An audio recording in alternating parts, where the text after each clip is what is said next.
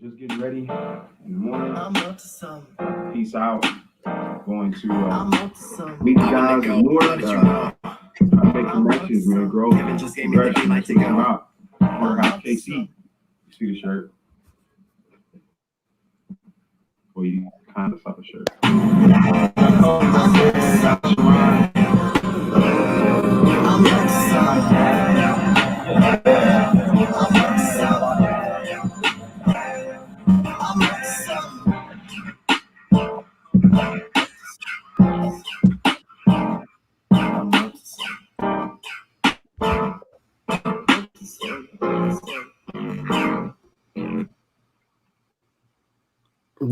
Dope. What up, fellas? What up, people? What up, Morgan? What's up? We are live. That was a quick video from Shawn and I's trip. And Coley, we went up to Cincinnati to visit some guys up in Mortar. They got a program that's up in Cincinnati, kind of similar to what we're doing down here, supporting small business owners. So we did a little mashup, a little video, and wanted to share that. So it's Wednesday. How we feeling? Who did that beat? What's up, Morgan? Beat, man. I want you to let that ride a little bit. Yeah, Shawn. That's Shawn's family right there. Yeah, that's Bam Keith right there. You should let that one breathe a little bit. Let that one breathe. Marinate on it, man. That was a dope beat. It's legit. Yeah. Hey, so I want to first of all, I want to welcome you guys to the Wednesday evening conversation on what's next. We got a great group of folks. We got Morgan from Square One in the building. We got Shawn Tyler. We got Shawn Edwards. We got Tyrone Gethers. And of course, we got Shawn and myself with the Porterhouse KC. So what we want to do is we're going to do a little round robin introduction, allow folks to introduce themselves. And then we're going to get into our shout outs. Okay, so we'll get right into it. Morgan, since you're right here, why don't you go ahead and start us off? Hey everybody, it's Morgan. I am with Mid-Continent Public Library's small business team. Right now we're working with KC SourceLink. So if you own a business and you need to talk to an accountant or you need to talk to an attorney, just let us take care of that bill for you. Give me a call, email me, I'll drop my information later on. Tap into this program. It is for a limited time and we'd love to help you get your business straight as we go back into the market right now. Dope. Shawn? What's the T? Yeah. My name is Shawn Tyler, and I am the Director of Communications, Artist Manager at Strange Music.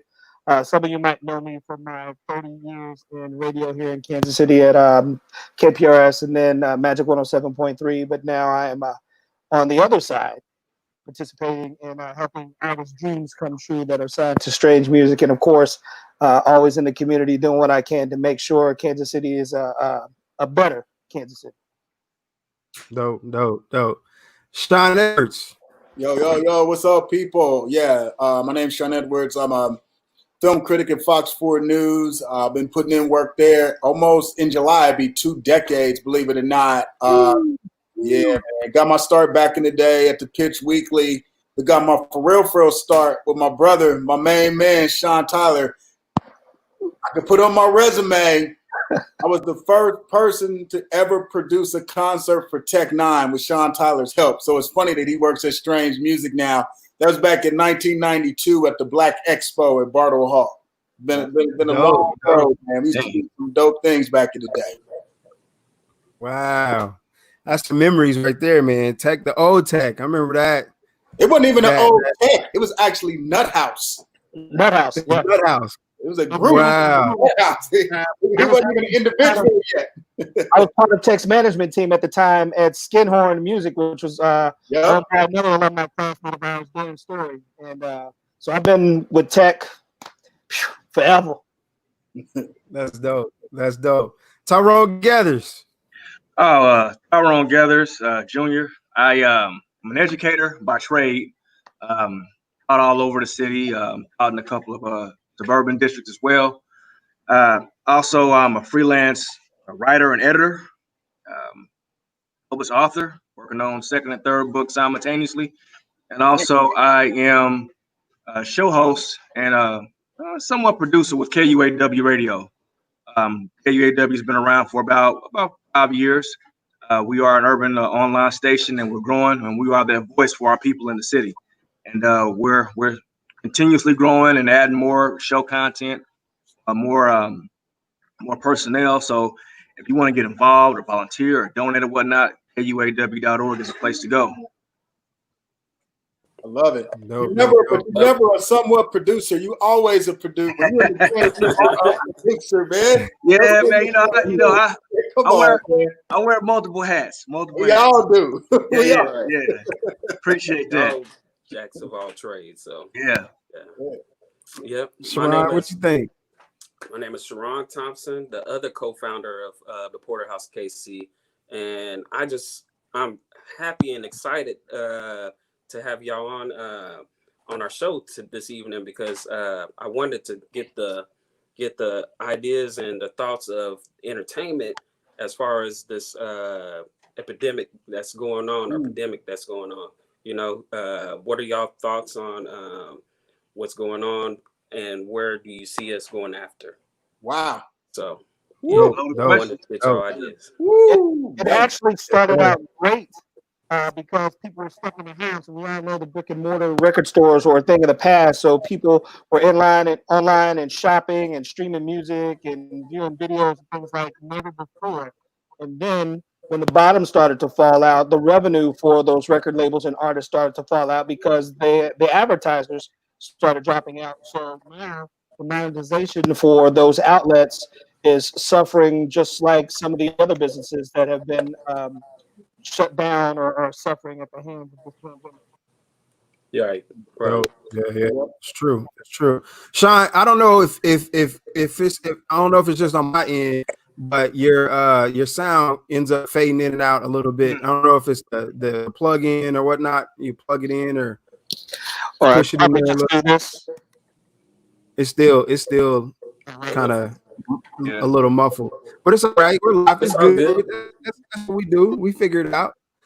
We keep moving. My name is Dan Smith. Again, co-founder of the Porterhouse KC. We started these shows. Oregon came to us, and we felt like there was an opportunity to have deeper conversations with folks, learn some things that we don't know about some of our community leaders, the people that do the great stuff in our community, and also just to kind of dive in and get perspective from folks. So we want to do that, and we appreciate you all joining us on this show. We're going to go into shout outs really quick, and then from shout outs, we're going to kind of get into the discussion. So I'll start. I have a few. I got Deanna Munoz. She's staying present online. She's really helping a lot of folks out in her community and in all communities, and she's very vocal about a lot of the issues and everything that's going on right now. So she's really dope. Father Justin Matthews of Reconciliation Services. He's really doing a great job there, keeping the doors open and making sure the underserved are getting served as they should. Terrence Maddox, T-Mad. I don't know if y'all saw this, man, but CNN, they highlighted someone getting arrested at the plaza, and he got mace sprayed in his face and everything, and it was on CNN. Don Lemon said something about it. That was Terrence Maddox. He's actually a fraternity of ours. He's a Kappa, and just want to shout out him, man. He's on the front line. He's holding it down, man, representing the people. He's actually from KCK. Kansas City, Missouri. Yeah. So he's representing. Wesley Hamilton is staying present. Edgar I always mess up his last name. Edgar Garcia. Michael Long is doing some great stuff. So that's my shout outs. Anybody else got any shout outs? Yeah, man. I just want to give a shout out to just everyday regular people out here holding it down, because the media really hasn't focused on just, working day people and how they're struggling through the pandemic. The media just assumes that, everybody's getting either, a $1,200 check from the government or money from unemployment, and that's 100% not true. And you got people out here scrapping like to make ends meet through it all because they have either jobs that have been completely shut down or jobs they can't go to because they will definitely get sick because of the working conditions. Basically, if you don't work in an office and on a laptop, you're in danger. You can't stay home and work. So for all the people who can't stay home and hide and work, much love and respect. No doubt. Absolutely. Yeah. What you think, T? You got any shout outs? Oh no, I was like Shawn Tyler was gonna say think something. Shawn I don't was- want to jump in front of Mr. Tyler. Oh, okay. Shawn T, what you think? Can you hear us? I don't know if you can hear us. You might have to back out. Okay. Can you hear? Can you hear me now? Yeah. Yeah. Okay. Yeah. So I didn't hear what you got. Shout out. I wanted to send a shout out to all the people who got out and took the time to vote yesterday. Yep.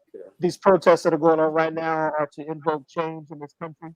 And I'm trying to get people to understand that all the decades of neglect for voting in these local primaries and elections has us backed up against the wall and to this point because they only thought it was important to vote for the presidential elections. It's these local elections that count. And we had some record-setting new people voted in yesterday in school districts that had never seen African Americans before. So that change is starting now, and this change has to continue. So remember that every election, get out and vote, especially on the local level. It's super important. So everybody that took time out yesterday to express their opinion, shout out to you. Yep. Good point, man. You got to voting is like playing basketball, man. You got to vote every time. You got to be in the gym. If you're not in the gym shooting baskets, you don't get good at it. You got to create muscle memory. Right. Right. It's like every vote you cast is like taking that shot. When you don't take that shot, you're never gonna get that point. That's true. Yeah. That is so true. Mm-hmm. Yeah. I want to shout out a lot of the there's an unsung hero of this whole pandemic that really hasn't gotten enough credit. I want to shout out those teachers because we, at the drop of a hat, had to come up with a brand new way of teaching for a model that is not even heard of and not even designed yet. Nope. And that's so true. Oh yeah, and what we did as a profession is we built the plane as it was flying in the air for these kids to learn. And also, I definitely want to shout out those parents who worked extremely hard with the teachers too to make sure these babies got educated. So shout out to all of us who are in the profession and all the new additions to the professions that came in too in the form of parents and guardians and those loved ones for our kids. I also want to shout out all the brothers and sisters who are coming together to protest this ill that's starting to come out and it's starting to surface more because what I'm seeing is unity amongst groups of people that you probably never would have saw before. It's really making things happen. So I want y'all to continue to do that peaceful protest and root out those infiltrators. Yep. Absolutely. Morgan, what you think? You got any shout outs? Yes, Laura Alvarez, big player in the Latinx community in Kansas City, and she shares information and gets really good, solid information and gets it out to her followers regularly. So in my head, she set up a war room for the past 7 days and just issued information out.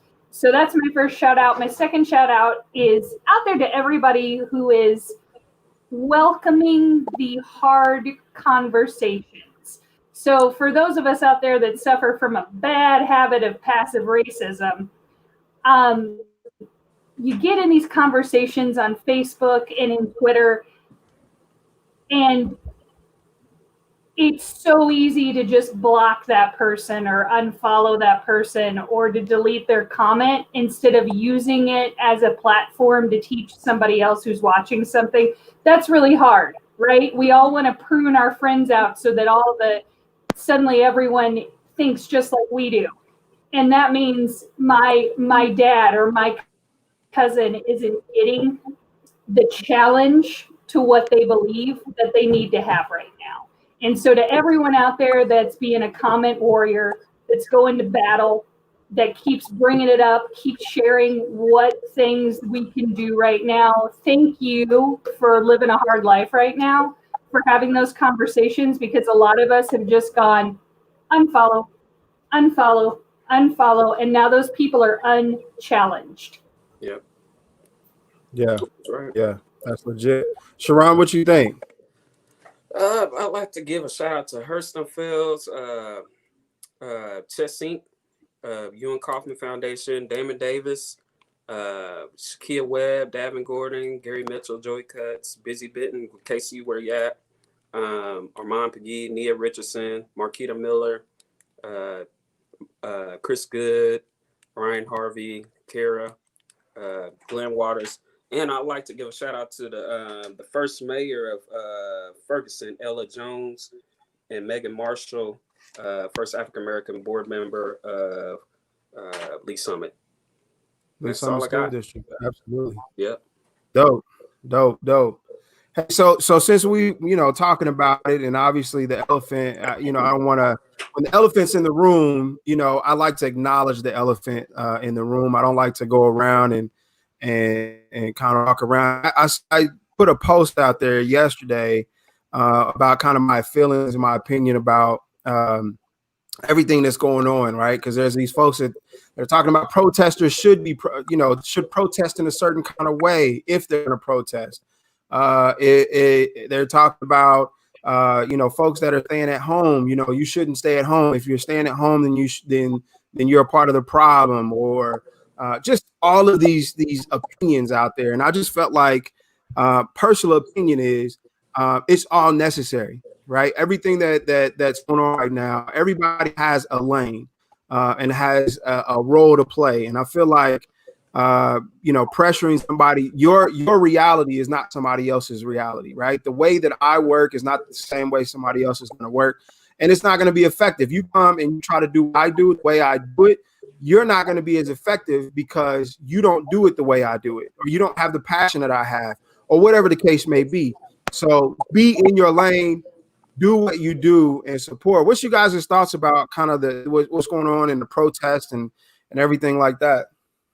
I mean, I love seeing the protests. I just hope that in the middle of all the protesters, there are a team of people registering people to vote, right, and also giving mini classes on how how the U.S. government system. I think a big part of the problem is a lot of Americans don't understand how government works, which is why you have a lack of importance placed on voting. And another big problem with the country, and you can have everybody, you can have all 330 million people in America protest, but until we actually learn and study and understand our history from day one and admit the things that went wrong and celebrate the things that went right, you're going to keep having these problems generation after generation, because this didn't just start 8 days ago when George Floyd died. I mean, this started way past 1619. And nobody's ever addressed those issues. And, part of it's on, I know we got some educators in the house, but, until people are taught the real history, like we did a survey of what people learn about history in school, you would die, because the amount of misinformation that's being taught is just creating the conflicts that we have today. And I hate social media now. Right. Yeah. Kill Facebook, kill Twitter, kill Instagram. It's creating a nation of ignorance. Like, we do need to have an ability to communicate with one another, but those platforms aren't used for that anymore. Mm-hmm. Trash them all, burn them all. Get back to real journalism. And I want to say that with the protests going on, I've made a post Sunday night, I think, as I was watching the news on Channel 9 as they were broadcasting live from the plaza, that they kept saying that the protests were for the murder of George Floyd. And I asked them to stop saying that, because this is not about George Floyd. May God have mercy on his soul. That is the straw that broke the camel's back. We are tired of every single time we have to explain to a white counterpart that what happened to George Floyd happens every day in every municipality in this United States of America. It has been for a long time. I did a Facebook Live with Fox 4's Mark Alford just last week, and we had a conversation. And I was like, sadly, we live in two different Americas. Mark said that he grew up in Texas where he saw the racism firsthand, and he knew who the racist rednecks were because it was blatant in Texas. When he moved here, he thought, "Oh my God, this is beautiful, such a loving place," because he didn't see the racism. But when he was here, he was also a member of the media, and people knew him from that. So he lived a different lifestyle in a different neighborhood, in a different community. But I told him he's never had to have a conversation with his son about when you get your driver's license, this is where not to go after sundown. These are the neighborhoods you never drive in. This is what you should do if you get pulled over by the police. We have to have those conversations with our children. And we've had to do that for generations. And then Mark said, well, maybe some of the problem stems from the fact that some white people don't understand that when you say white privilege, you don't mean white people who grew up with the money and had access to whatever they wanted, but their skin is a privilege. And if they don't know because they don't live that story or live in those neighborhoods, then that could be part of the problem. And like Shawn said, education is a huge part of that. But we have to be willing to tell our white friends and white family members who come from generations of their grandparents and great great grandparents telling them not to like us simply for the color of our skin because they're the elder. There's no other explanation needed. So they ask more questions. They just tell them, we don't like them, we don't date them, they're not allowed in our house, stay away from them. That's it. But now we come to a generation where segregation has had its part in our history, and we work and live and eat and party and do things among other people than those of just our own color. And because of the systemic racism that they had in their family and the knowledge that was passed down, that's how they know.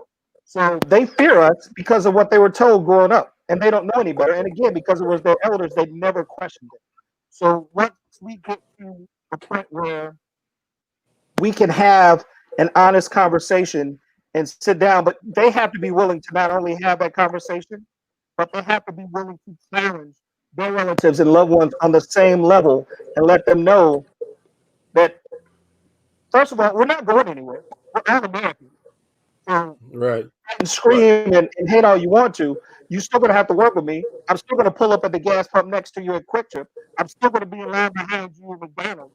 We're going to be here. So I don't know what we have to do to get over that hurdle of the hate, but I think it definitely still starts with that ugly conversation with white people or non-black or non-brown people having that conversation with their peers and stopping it when they hear those jokes and they laugh and they don't say anything.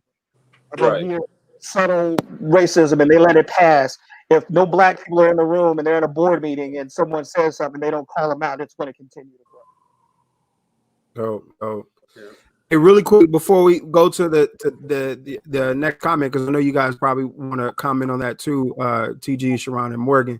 I just want to give a shout out really quick to Mia that's watching, DeMarcus, Busy Benton, Anthony Grant. Shout out to Michael Cremona. Chef Shanita is in the building, amongst other folks. Hey, people, tap in. Let us know you're here. Go ahead and comment and put everything in the comments. You got questions, concerns, comment, just type it in, leave it there. What you think, TG? All right. Well, I think with this situation, it's exposing that right now Black people have so many adversaries that are popping up during this whole protesting period. On one side, you have the ills of the police brutality. Then you also have individuals who were ignorant of why we do what we do. And the good thing about being ignorant is that means you're able to be educated. So then you got to educate people on why this is happening. Why do I feel this way? Why is your privilege a threat? What all of this educational piece. Then you have individuals that are apathetic. They don't care about what you're doing. They don't care about where you are, who you are. All they care about is they just don't care. Period. So you got that apathy piece. Then you have your own self. When you look in the mirror and you see, well, I got brothers and sisters who look like me, don't have the same passion as me. You know, I'm out here hitting the pavement. I'm out here doing the post. I'm out here protesting, but they're just staying home or they're just doing whatever. And then, of course, a major factor is you have infiltrators. Like, for example, you know, we're down there protesting, and then let's like in the video that I posted, in the middle of our protest, a gentleman ran by, knocked over a newsstand, pushed over a police barricade, and began to spray paint. So immediately people are going to see that and just not even focus on why we're out there doing what we're doing. So I think one thing that I'm noticing is people of color are sitting out here on the battle lines, and literally a line is being drawn in the sand. Either you're going to roll with or you're going to roll against. And that's why I think a comment was said earlier about people being unfollowed. I'm seeing a lot of friendships being ended behind all this. I'm seeing a lot of arguments, a lot of fights. One thing people need to understand is Black people in this country suffer from PTSD. I mean, when it comes to racism. And I mean, it's an open wound that people, you know, this country tries to put a Band-Aid on, but they rip it off and pour salt in it constantly. And I think a very strong sense of healing needs to take place. I know a lot of people talk about, well, what would Dr. King do in regards to this rioting? But one thing people got to realize is Dr. King said that the rioting is the voice of the unheard. Now think about that. If we didn't get out and protest and riot or do things, I guarantee you all four of those men would not have had charges brought against them. This is my opinion. And funny you should say that about Martin Luther King, because one of the quotes that I've been seeing, and one of the memes that I've been seeing is white people keep asking us, what would Martin Luther King do? And the response is, we don't know because y'all killed him too. Oh, wow. Man. Right, exactly. And you know, and funny you say that because they killed Dr. King when he started to wake up and start to realize that they need to start changing how I'm starting to do things. Well, I want to touch on something that Shawn Tyler kind of touched on it, but he didn't touch on it in full. I think another thing that we need to focus on beyond the protest and beyond everything that happened is we need more Black and brown faces in the media, because the importance of all of this is how it's told in context of the history of this country. And if we're not the ones that are out there that are working for the television stations and working for the, you know, newspaper and digital outlets, you know, we need to be the ones who are writing the story. Like you said, a lot of people have been talking about there's been too much focus on the vandalism and the looting, and too many people thinking it's just about George Floyd because there are not enough Black and brown journalists writing the stories. And we need to have Black and brown executives at the news stations, at the radio stations, because the people who sit in the offices are the ones who dictate the tone of the coverage. And if we don't have a seat at the table in terms of having some sort of media presence, then, you know, we're not controlling our own story. We're not controlling the narrative. Then history gets written whoever dictates or owns the, you know, the tools that we use to communicate. And, you know, I think there's just way too much in terms of the Black community. I think there's way too much reliance on Facebook, Twitter, and Instagram. And we need to go back to journalism. We need to go back to writing stories. We need to set up writing academies and communication academies. And, you know, we need to set up, you know, job academies and work on financing to where we can create our own outlets. I mean, it doesn't make any sense in the world that Ebony no longer exists, because you should have a team of journalists working for Ebony that are at every protest in every city in America, writing the Black perspective of what's going on in the streets, so you actually get the knowledge of why everything's happening, what created the breaking point, what do we want to see next, what should we do next. You know, there's just not enough Black journalists out there like telling our perspectives and writing our narratives. And that's why you see this slanted coverage on everything that's going on. That, to me, that's the most important element. Shout out to Lloyd Daniels. And we saw in real time on CNN when their brown reporter was attacked and told to move right there on site at one of the protests in D.C. Yep. Like, how could you not know he was a reporter with a whole camera crew around? Exactly. 100%. Hey, I think we're changing the world with these shows, right? So last week we came up with Chef Shanita said we need to teach people how to eat, right, and how to actually converse during the times of eating and how to break bread. And now Shawn Edwards just introduced the writing academies that we need to have, and the journalism academies that we need to have for our people. So Shawn is about to start a journalism academy. So if y'all are interested, go ahead and chat. You know what I'm saying? And Chef Shanita is gonna have her class as well. So we just want to make sure that we get people signed up for that. We got to learn how to tell our own stories. I mean, not only from the media standpoint, but from the textbook standpoint. Like, how is this story going to be told 5, 10, 15, 20, 25, 30, 50 years from now? You know, it has to be told correctly so it doesn't happen again. It needs to be told from the proper perspective so there's an understanding. You know, if it's told by the other people on the other side, which is what's happening, it's not, you know, if there's something about this you need to denounce it. If there's something about this you want to celebrate it, but it needs to be told from our perspective, or it's just not going to be the actual accurate story.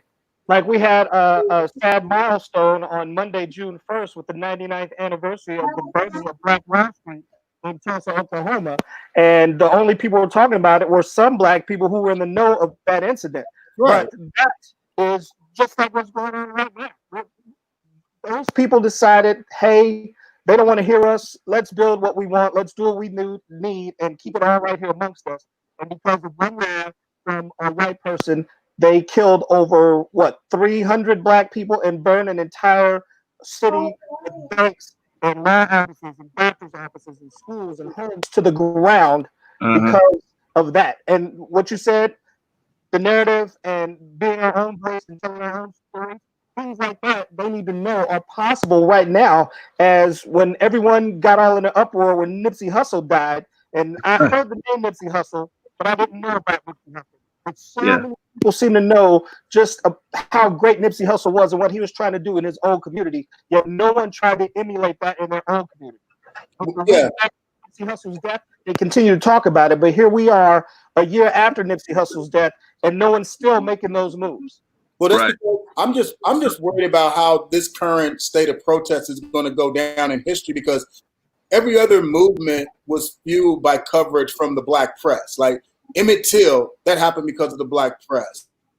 Selma, Black press. Like all these major milestones were because of the Black press, because the stories were told accurately. And I'm afraid that's just not going to, I mean, you cannot, I'm sorry, people, you can't effectively do that on Twitter or on Facebook. It's just, that's like a drug. I mean, going back to like the, eating healthy, that was a big problem with COVID-19. We've gone too many years of eating poorly, and the direct result is we're disproportionately affected by COVID-19. We're falling into the same trap with Twitter, Facebook, and Instagram. You got all these people stuck on these whack social media platforms, and watch 5-10 years down the road, we're going to be left in the vacuum because we're not communicating healthy. Yeah. I had a healthy debate with a colleague of mine, and we wanted to teach kids how to blog and how to be social media writers. And I said, well, no, I don't agree with that. I said, you need to teach them to write newspapers, write articles, write books. I said, because read 20% slower on a computer screen than you do in actual text. Also, reading in social media and texting, that's a microwave style of reading. I mean, you don't really retain that much, and really, it's I told him, I said, it's not really challenging, because when you're reading on a platform like that, what do you do with a long text? You just scroll all the way down and read what you want. You can't do that in a book.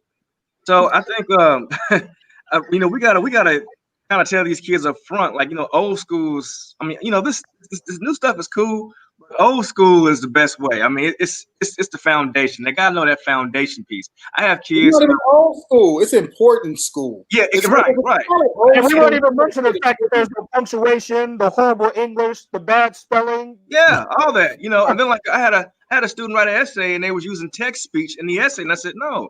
I remember I took a group of kids to the library and showed them the car catalog. It was like, what is that? Right. I'm Right.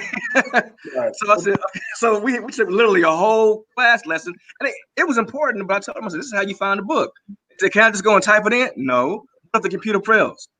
This is what you use. Yeah. So, Yeah.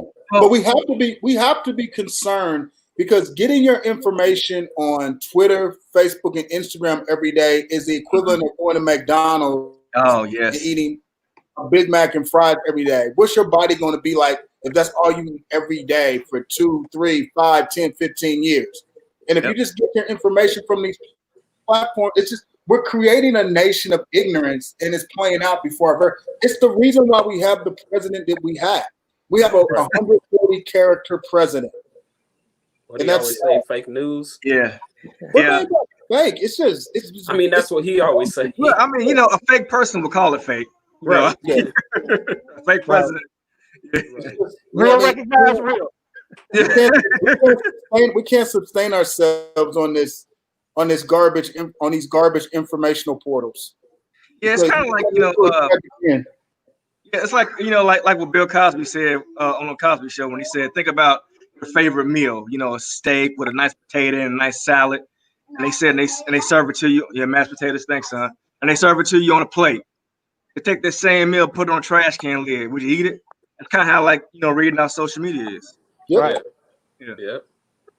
Morgan, what you think up there? I know you've been patiently waiting. I know you got something you want to say. As a librarian, I love to hear people say we should be reading again. I'm not going to argue with you on that point. We should absolutely be reading. It's how you get the context for what's happening in your world, is by reading. That's how you're able to connect with other people. Part of these issues we're having, talking to the people around us who aren't just like us, well, we've cut out literature classes where you learn about people who aren't just like you, and you learn about other people's experiences. But I don't want to go back to the old days. You're never going to hear me say go back to the old days. It has to be a balance. Yes. You do need the books, but also I want access to the news from outside my general area. You were creeping in a little bit on isolationism there, as far as what messages I could get a hold of easily and quickly. I've been doing the Forward Cities webinars to hear about programs like what was in Cincinnati. That is a wealth of information, what other people are trying. It saves us time. It saves us money. It helps us acquire more funding because we're able to learn from the mistakes and the successes of other people. And part of how we're doing that, how we're getting that, is through social media.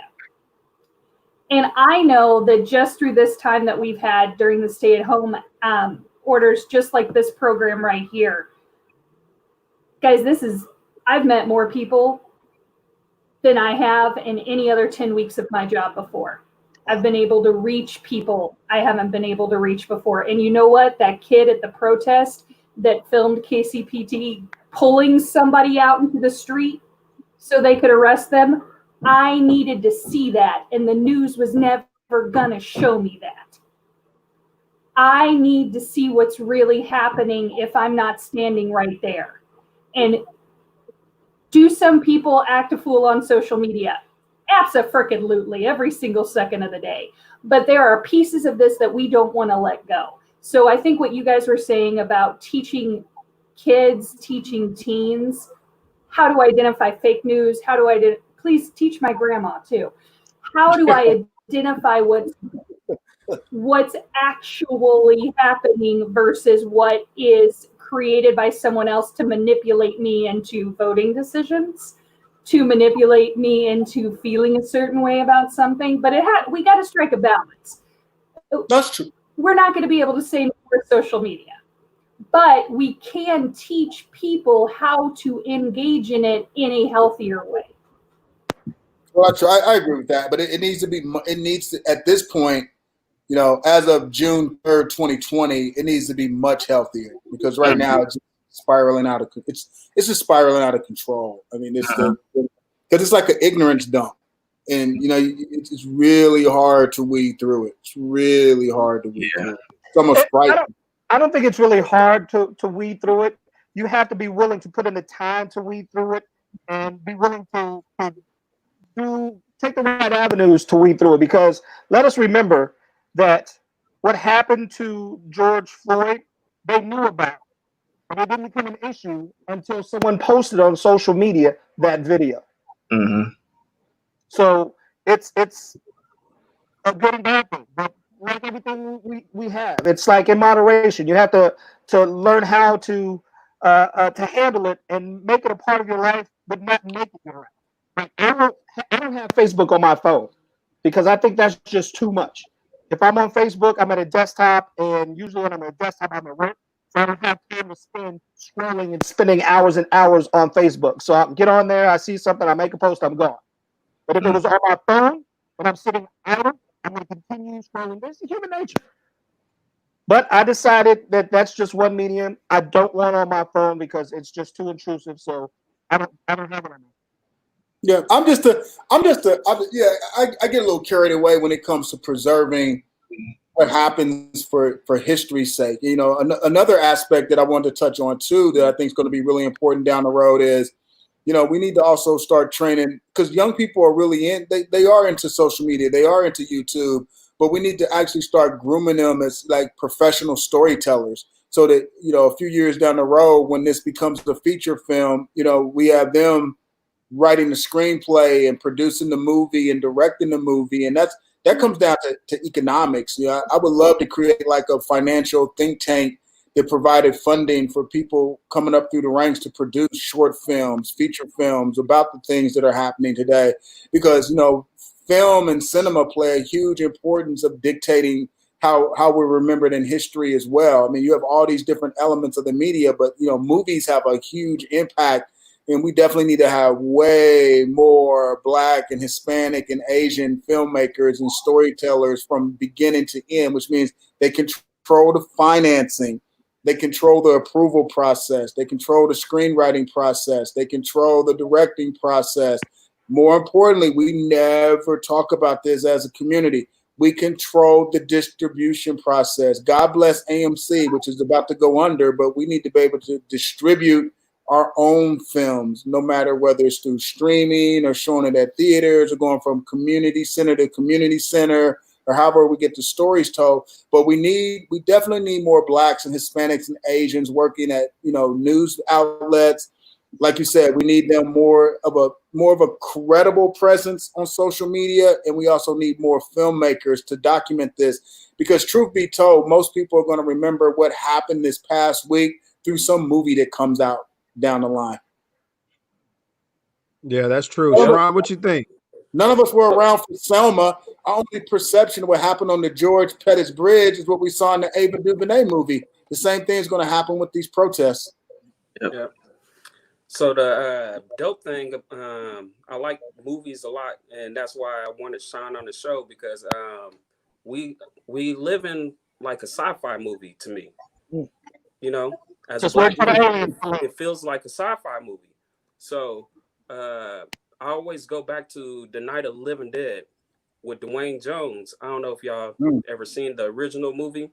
But, oh yeah, he was a historic. I mean, he was a hero in the movie, saving everybody, and then he was the last person. And at the end, as he escaped, he ended up getting killed by two white guys, or a group of white guys, and that just brings, it just brings the reality that, you always going to be that person that is always going to be attacked, as even a Black man,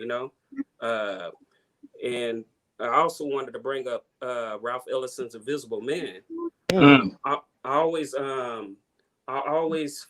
felt invisible. Even I can be the best worker, or working hard at my job, or doing this the best, but it always seemed like I was invisible. And a lot of kids live like this, even young Black kids live like that. So I just wanted to bring that up. I wanted y'all thoughts on what did y'all think about how y'all felt during the process of this and everything like that too. So did anybody see the post by Ben & Jerry's? About who? Ben & Jerry's about everything that's going on? No. Nuh-uh. So yesterday, of course, was Blackout Tuesday, and a lot of media organizations and corporations were making posts about the current situation of America. And the realest post I've ever seen a corporation make in my lifetime, Benny James put out. I'm going to read it to you. The murder of George Floyd was the result of inhumane police brutality that is perpetuated by a culture of white supremacy. What happened to George Floyd was not the result of bad acting. It was the predictable consequence of a racist and prejudiced system and culture that has treated black bodies as the enemy from the beginning. What happened to George Floyd in Minneapolis is the fruit born of toxic seeds planted on the shores of our country in Jamestown in 1619, when the first enslaved men and women arrived on this continent. Floyd is the latest in a long list of names that stretches back to the time on that shore. Some of those names we know: Ahmaud Arbery, Breonna Taylor, Oscar Grant, Eric Garner, Trayvon Martin, Michael Brown, Emmett Till, Martin Luther King Jr., and most we don't. Yeah. That's to hell with your PR. That's to hell with if you ever buy my ice cream again. That is the most real statement I've ever seen a corporation make about what's going on in this country, which shows me that there are people at that level who get it. But to your point of visibility, you can be the hardest worker in there and deserve every promotion they have because you're black. They don't want to see that. Corporations don't want everyone to know about Jamestown 1619 and how once the first black person landed on this continent, that they didn't give a shit. They were brought here as a product to produce your product. And I made a post that said, let us not forget that white men in this country are willing to fight and kill their brother to keep my people enslaved. So they don't care. This is how deep embedded it is in their soul that we are less of a human being that they are. So this fight that's going on right now, there's going to have to be some noise made. There's going to have to be noise made at the polls. There's going to have to be noise made on the streets.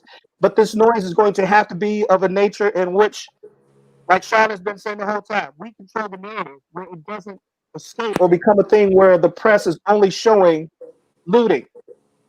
Now that the president is trying to bring in the military to police these cities. And there are certain governors, and God bless Governor Cuomo, who are like, to hell with you.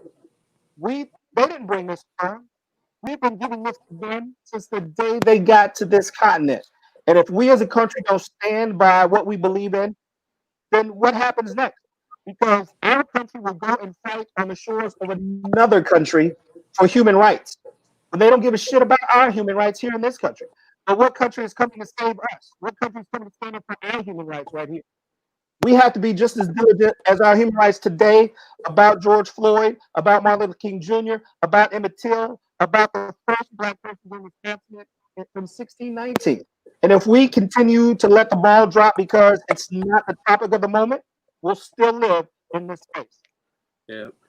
100%. So, folks watching, Shawn, we know that Shawn's I'm sorry, his mic is a little short out, so it's kind of flickering in and out a little bit. But I wanted to touch on some of these comments that have been kind of coming in, and some really good comments and questions. So Cynthia, back when we were talking about writing, and Cynthia felt, she said, talking about the foundation of language and the essence of communication. And Mia said we have to show them. We need to grab books. I agree. We need to write the books. We have to show them. And then going further down, Chef Shanita says social media doesn't have to house the information. It can be on your personal pages and shared to Facebook. So your personal web pages and things like that, and shared. And I'm gonna go all the way down to Hurston. Said Launch Crate, which Cynthia started and created and founded. Launch Crate has a virtual boot camp and process right now to help young people 8 to 18 create their own picture book that could potentially be published and sold. And then, so tap into Launch Crate if you're not familiar with Launch Crate. Hurston or Cynthia, if you could put the link down there on how folks can connect with you guys, that would be great. And then Kevin said, great point, Shawn. How do we get young people interested in journalism as a credible path with all the fake news and narratives out there? What's your thoughts on that? Like, what when we talk about the popularity of social media, and we talk about the journalism and how short form it is right now, and how 140 characters it is right now. How do we get folks, young people in particular, but people in general, how do we get more people interested in sharing that, with the thought of newspapers going out of business, with the thought of magazines being closing down? What does that look like now? You take the tools and the resources that the younger generation uses to communicate, you lure them in with that so they master that, and you teach them how to expand upon that. So if they're in love with Instagram, then you say, sure, fine, but let's see how we can expand on that. Let's see how we can expand on YouTube. Let's see how we can expand on Twitter, expand on Facebook. And it's going to come down to, the educational system that needs to incorporate the modern day mechanisms that the students use to communicate, combined with writing classes, journalism classes, communication classes. So it's got to be a combination of all of it, because you still have to appeal to how they like to communicate, but you just have to expand on it so that it becomes a credible entity instead of a informal entity full of nonsense. Dope. Shawn, you froze up a little bit on us, but we still can hear you. I know, TG, okay. You've actually published a book, a couple books, and you're in the process of writing a couple more. What does that look like for you? I mean, how first of all, what keeps you engaged in writing long form and your educational piece, and then about the process of writing? What does that look like for the folks that are listening? I would say, first thing, the thing that inspires me to write, iron sharpens iron. I know that's one thing I like to always share with you. I got friends that actually write. One of them's watching right now, Cynthia Fells. I mean, she's an inspiration too. Of course, Sherry Hall, she's a poet. Glenn North. We have I have a lot of friends that I can actually talk to and actually interface with, that gives me that inspiration to go ahead and do what I do. I started off behind the scenes first, and then I decided to kind of switch gears and kind of put myself out there. Also, actually teaching writing with my students, that's an inspiration too, because I mean, seeing these young kids actually going through the writing process, or our 6 traits, they get it. I know my colleagues may not get my style, but when I see those kids produce some amazing pieces and they actually put a little piece of them in their product, that's definitely a motivation, a fuel for me to keep pushing too. I kind of want to go back a little bit to talk about the whole teaching kids writing piece, and a journalism piece with students. KUAW, we did an actual journalism camp with the writers place about 2.5, 3 years ago. We did a little summer camp that went very well. And also we work with Raytown Middle School, and we got kids at Raytown High School. They have their own shows. So we have about the Royal Cohesive Network, if I'm saying that right. We have about 4 shows with kids, and by kids, produced by kids, all that. So if anyone's interested in getting their children involved to actually learn radio broadcasting, behind the boards, or actually doing their own show or producing, hit up kuaw.org. I'll put the site down here, and definitely we'll get them all set up. And what was the other question you had, Dan? No, that was the gist of it. I wanted to know kind of what inspires you, and like you said, the iron sharpens iron, and you recognizing and paying attention to other folks that are doing the same things that you like to do, and then and providing that resource. So that's awesome. I appreciate it. And so Morgan, what do you like at the library? Because obviously we're talking literature, we're talking reading, we're talking books, we're talking writing. What is that? What's your thoughts on that? At the library, particularly at Mid-Continent Public Library, we want to talk about original content creators and what happens to your neighborhood, to your community, how it's enriched just by the fact, and we focus on adults in that, when an adult in your community and in your neighborhood produces original content. So that could be digital storytelling, that could be oral storytelling, that could be in a historical interpreter like Not Your Mama's History that highlights moments of African American history. We need it in all forms because we lose these stories if we don't keep it. It doesn't have to be written. It can be told. It can be visual. That's a movie. We need all of these. So what we try to do is go into communities and offer them access with how to do that, because it's the easiest thing in the world for me to say, look at this iPhone. You can do anything with an iPhone. You want to make a movie? Major awards have happened for people who made a movie on their iPhone.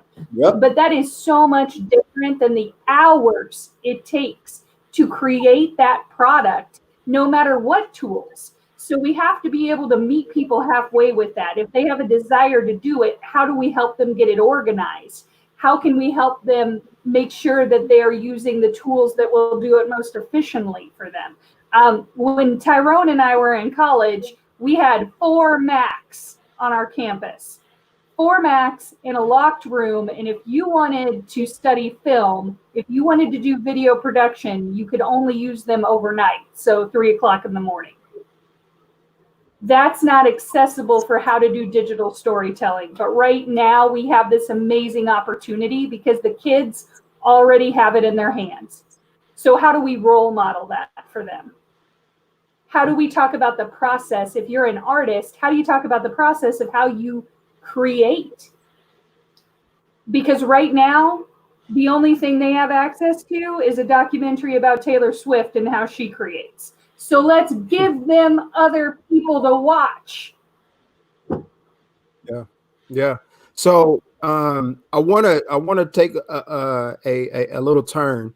A great conversation. I love hearing about it, and we got a lot of resources. So that's the 360 on this, right? Or the close of the loop is we talk about issues, we talk about where they lie, and then we also talk about solutions, right? We talked about Tyrone and KUAW, the camp that they have.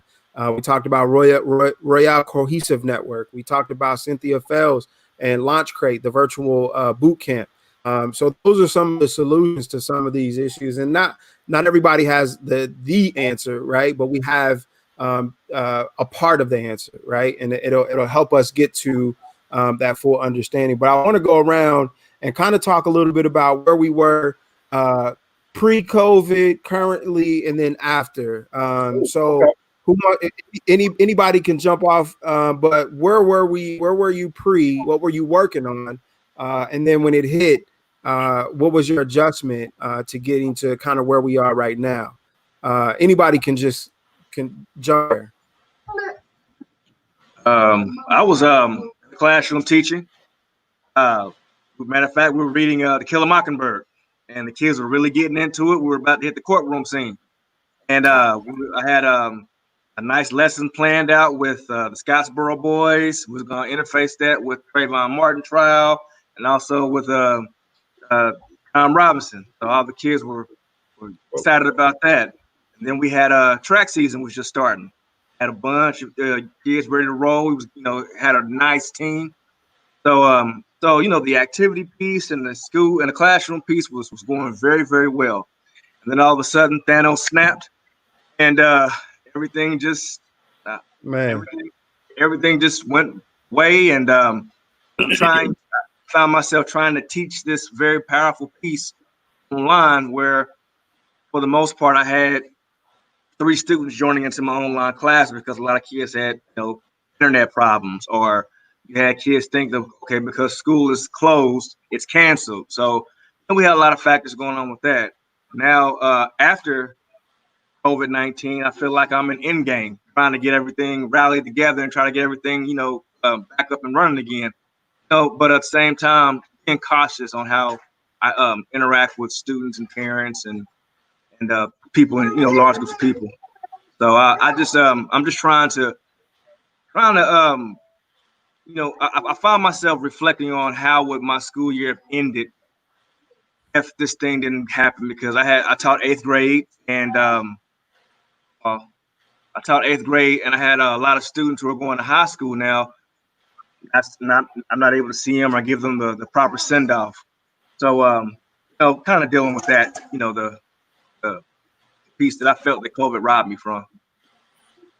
Yeah, things were crazy for me pre-pandemic. I was doing a lot of work out in LA, working for Hidden Empire Film Group, and we were in the process to release a movie on June 19th, Fatale, starring Hilary Swank. And then, as you know, every movie theater in the world got shut down, and Hollywood's still completely locked down. I don't know how many people stay to watch the end credits of movies, but all those thousands of names you see are real people, and none of those people are working. So it's been a real crazy situation because no one has any idea when any of this is going to start back up.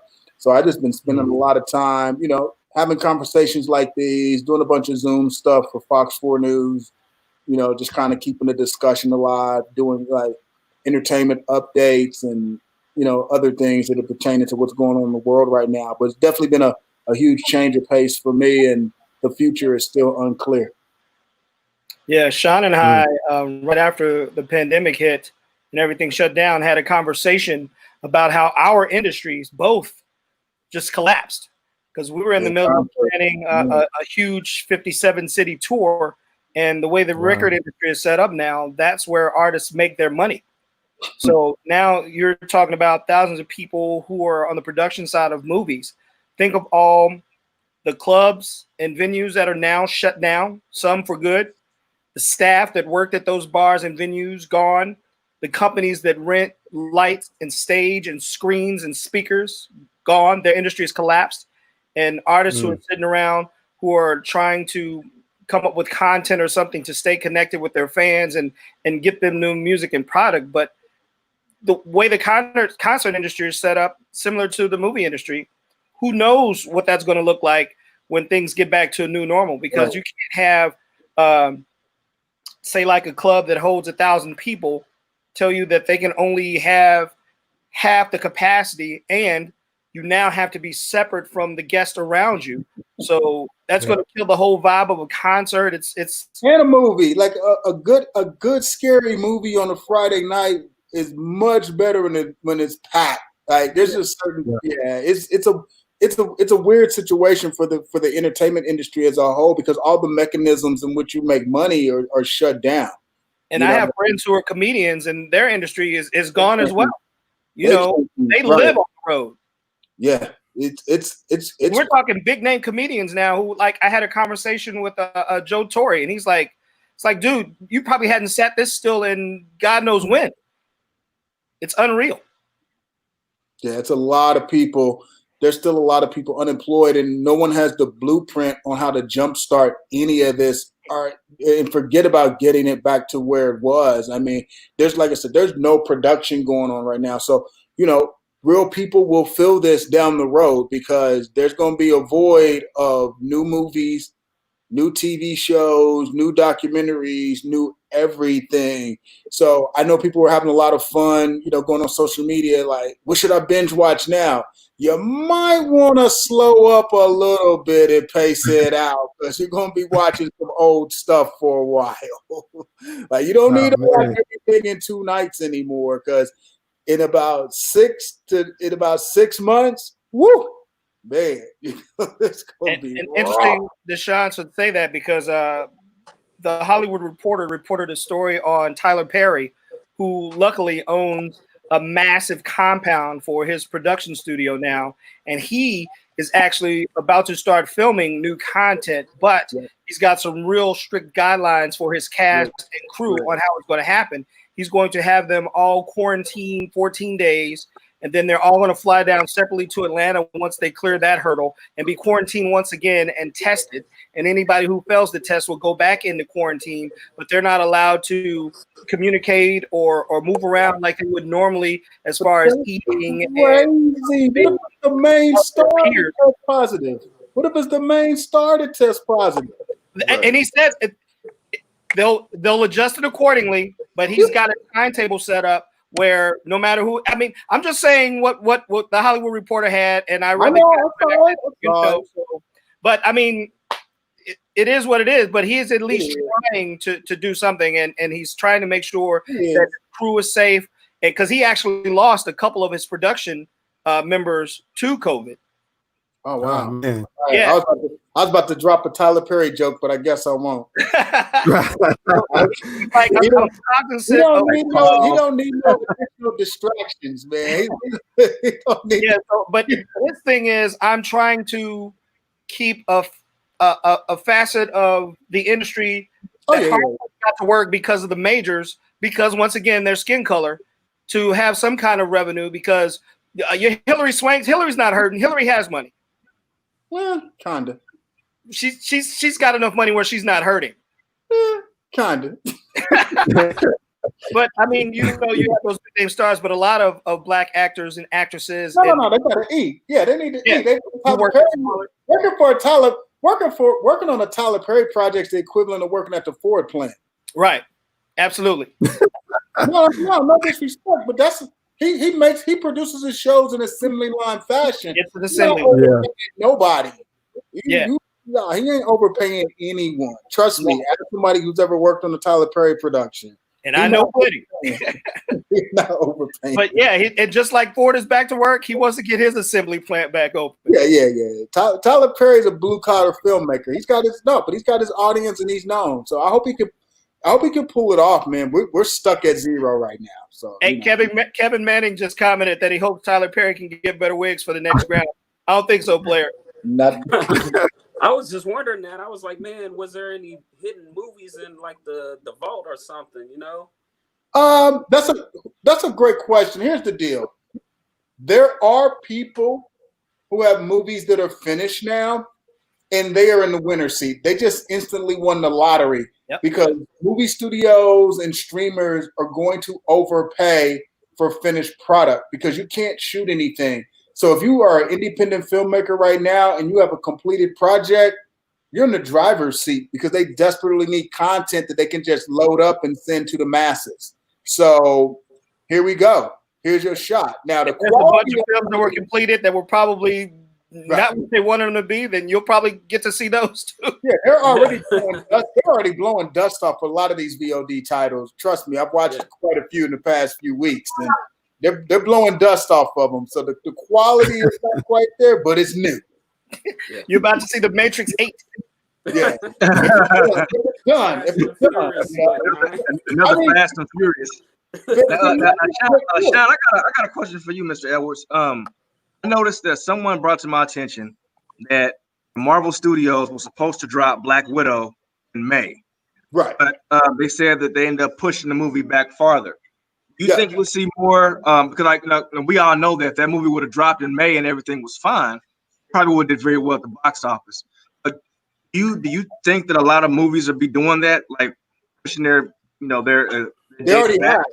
Any movie that was going to come out after March 12th, 2020, there was going to be a huge blockbuster, which means it depended on global box office, got automatically pushed to 2021 already. That's why there's not even a new movie until July 17th. But most movies, 90% of all the new movies coming out in 2020 already got pushed to 2021. They also did that to pad the production gap because there hasn't been any new production. So the movies that were going to come out in 2020 are going to pad the gap in 2021 until they can ramp back up if they ever get back to production. But yeah, all the big movies are gone, man. They pushed those a while ago, man. You gotta have movies open now in China and Russia, and they're still shut down there. Nobody's going to the movie in China right now. I wouldn't. Like a movie like the Fast and the Furious franchise will make like 60% of its money in China. They're not putting that out. America can't make that a hit. The Chinese company own the American theaters. Yes, that's true. That's true. I mean, it's the same thing in the concert industry. You got to remember when people toured, it's global. How many times has Tech traveled around the world? Tech makes his money globally. You got to have these places open up everywhere. And we were actually planning an Asian tour for the first time. Right. Wow. We're Asia right now too. Couldn't make the routing work, but we were all in the middle of getting that to happen, and bam, Thanos. Yeah, remember. Yeah. That's another thing. When it comes to COVID-19 and the pandemic, it's not a United States pandemic. Yeah. It's a global pandemic. Americans are so short-sighted. Like, because our politicians are like, let's open everything back up. Okay, that's cool. But it's never going to get back to normal because the whole entire world is not open. So Right. come on, we're so short. We are so short-sighted with everything. The American arrogance, just like when they think of something biblical, they think it applies to Utah or Montana. Like it's the Bible. It's not just for you. Yeah, man. That whole Bible, like the whole Bible thing is crazy, and the whole Christianity thing is crazy because Christianity is not even the largest religion in the world. Yeah. Don't get me started. I know that's a whole different. Yeah, that's we'll be back to another show. Let's talk. Right. I was just gonna say like animation was gonna change the game because Trolls did a killing with the what was they on Amazon? Yeah, the in-home. Yeah, Universal released Trolls. Yeah, Trolls is an example of a studio capitalizing during COVID because they already had finished product, and it was perfect during the pandemic because it was if you have like a family-friendly film, double up. Yeah, kids watch that thing 2, 3. Like my kids watch that thing 5 times. Like 1999. And another thing, the studios like VOD because studios get to keep 80% of the money on VOD. They only get 50% when it's theatrical. Because there's no theater fees now. Yeah, no theaters. Yeah.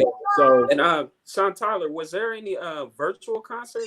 Was anything? Because I know Travis Scott, he did a virtual concert with Fortnite. That was pretty dope. Yeah, but Travis Scott probably didn't see a lot of that. Fortnite did. Yeah.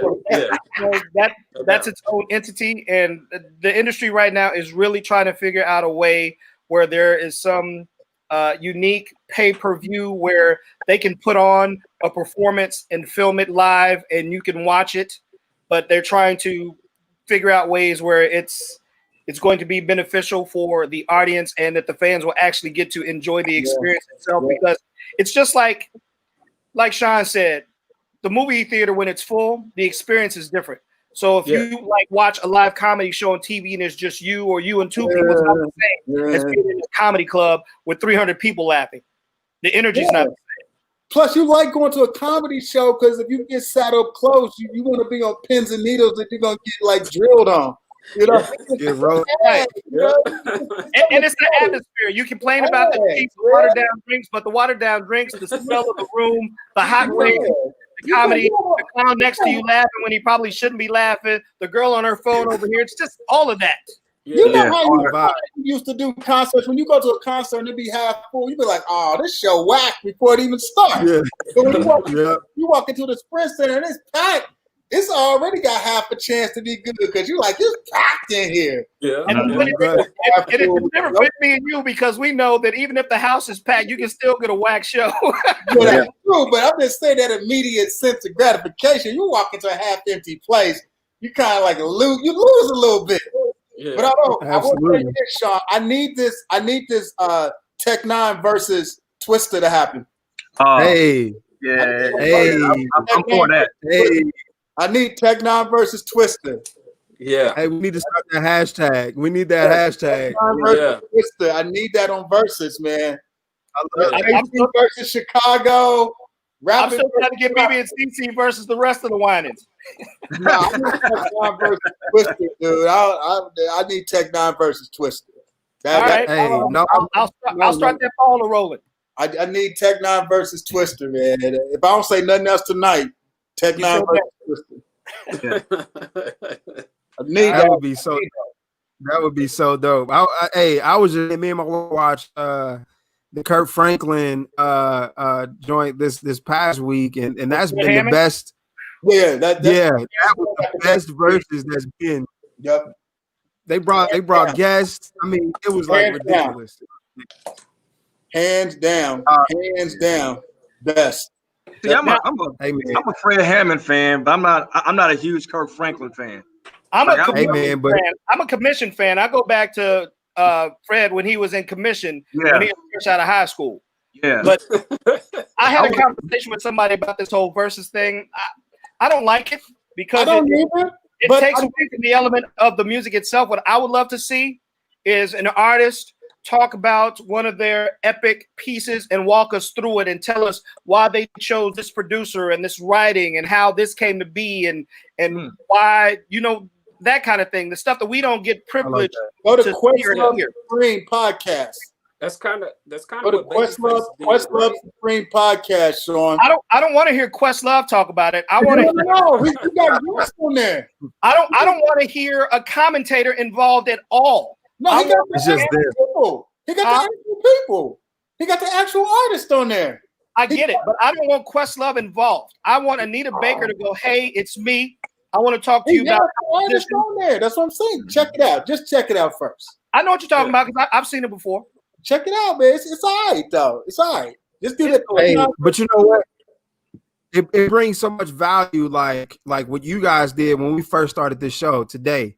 When Shawn Edwards and Shawn Tyler went back to 1992, and their perspective of the Tech Nine, pre-Tech Nine era, and where we're at now, man. It's when you hear that stuff, especially when we all have that, that Planet Rock days, when we hot summer night.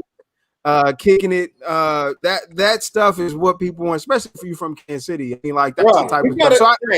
So you have no idea the epicness of when Shawn Edwards and I get together and we do an event. We've been doing this since the early 90s. We had the step show game on lock so tough that we had one of the biggest step shows in Kansas City history. People are actually trying to break down the door to get in to this step show. Yeah, you should. We had SWV performing on top of basically crates. Milk at the Cobras Den before anybody knew who SWV was. Dude, that's what I'm saying. You can do a show on that, dude. Because I work for the company that produced Black Expo. I was like 21, and so it was run by a bunch of old people. Although Albert Anderson was dope, but he didn't want nothing to do with the entertainment stuff. So they basically was like, "You can have it." So I had like a corner office, dog, and he's like, anything entertainment you could do. I'm like 21 years old, booking Municipal Auditorium.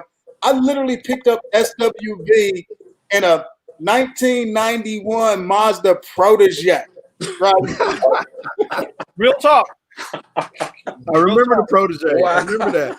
I drove out to KCI in the Mazda Protege and picked up SWV and drove them down the Truman Road so they could sing on top of milk crates to promote Black Expo. Wow. And Black Expo was just new to Kansas City. Black Expo had already made its mark in several major cities around the country. So when they were bringing it to Kansas City, and Group 53 was entrusted in presenting it to the Kansas City community, and John and a handful of people were in charge, Michelle and just a handful of people that were in charge of making it happen, that they had their own traveling national host. And not to toot my own horn, but my hosting game is so dope that I got it was dope. Like Expo, and their national host was here, but he was just chilling because we had it on lock. They couldn't touch us. Right. They were amazed at our ability. That was insane. I remember that. Crazy. Yeah. It was like an episode of The Wire, dog. We would like sell like 10,000 tickets. We were so new to the game. We would sell 10,000 tickets to Municipal Auditorium. And then after the show, we would literally be in the middle of the auditorium stacking 10s, 20s, 50s, and 100s. Because we just didn't know no better. But putting money in trash bags at the end of the show. It was crazy. But I got to, Shawn, I need to find out if you ever Tech Nine doing the national anthem at that one show. Wow. So, you know what? I'm gonna ask Icy Rock because I know he was doing a lot of amateur filming at the time, so maybe he captured some of that. Wow. I got it. Yeah, you should do a whole show on that, dog. We got stories for days on that, man. I know you early days of KC hip hop, because then I started. Oh my God, it was like. Dope. Hey, Woo! really quick. So It Kevin was McGinnis, what is one pandemic lesson in entertainment that you hope sticks as a permanent change when we get closer to the norm? What do you think that what do you see right now that, yeah, that great question. that's that is a good I hope the advent of streaming sticks around and that the quality of movie titles and TV series increases, because I sort of like that sort of new communal environment that you create with your family or your significant others while you having the ability to watch stuff at home. It's much better. I mean, there's still certain movies you want to see theatrically, but I think the whole advent of streaming is gone to the next level. I like it. I like it a lot, man. Sometimes I want to watch something on my phone. Sometimes I want to watch something on a laptop. Sometimes I want to cast something up on the TV. I think that whole streaming thing has gained a foothold during the pandemic and is not going nowhere anymore. That is now going to be the new normal in terms of entertainment content. Yeah. You see HBO What do you guys think Max? about I gotta let him out. I'll be right back. All right. Go ahead. You see HBO Max just came out, so. And Quibi is doing some things too. HBO Max, yeah. Quibi's all right. I wish Jeffrey Katzenberg would have called me, man. I would have loved him to drop $50K on me and be a consultant. They could have rocked that a little bit better. They could have rocked. I think so too. Better. I think so too. Yeah. I did my free membership, and then after a while, I was like, all right, I'm good. I think the problem with Quibi is they were scared to do what they needed to do to make Quibi successful. Quibi should have went straight urban out the box. Yeah. It should have just been like, cause remember back in the days when you had like at the height of Blockbuster, what was the fun part about going to Blockbuster? Going to check out all the ghetto titles. Remember all those straight to DVD ghetto titles that would always be on the controls? That's that, but you never check them out because they was what? They was always gone. People that check them out would never bring them back. Never bring them back. Nope. Because everybody wanted those direct to DVD hood titles. That's how Quibi should have came out with just hood stuff, like just straight hood. It was, in my opinion, it would have been a win because the content they putting out now is too similar to what you can get on Netflix and Hulu and Amazon Prime. They should have came with something completely different and got the streets talking. And as you know, when the streets talk, the rest of culture follows. Yep. Exactly. I like that. It would have been a one thing that I hope sticks around for the music industry after this pandemic eases up or we get to a new normal is I hope Black and urban artists continue their connection to their fans. Country artists are always the best. In their fans' faces. They have a connection that is unreal. Even some rock artists and pop stars are so connected to their fans, but urban fans tend to just make the money and leave their fans hanging. So I think that lesson that they need to be connected more with their fans. I hope that sticks around. That's a good call. Yep. TG, what you think? What do you hope that kind of sticks around? Not necessarily just in entertainment, but just in general, what is going well that you see that could continue over post-COVID to help create, whatever. What do you feel like you think that should stay post-COVID?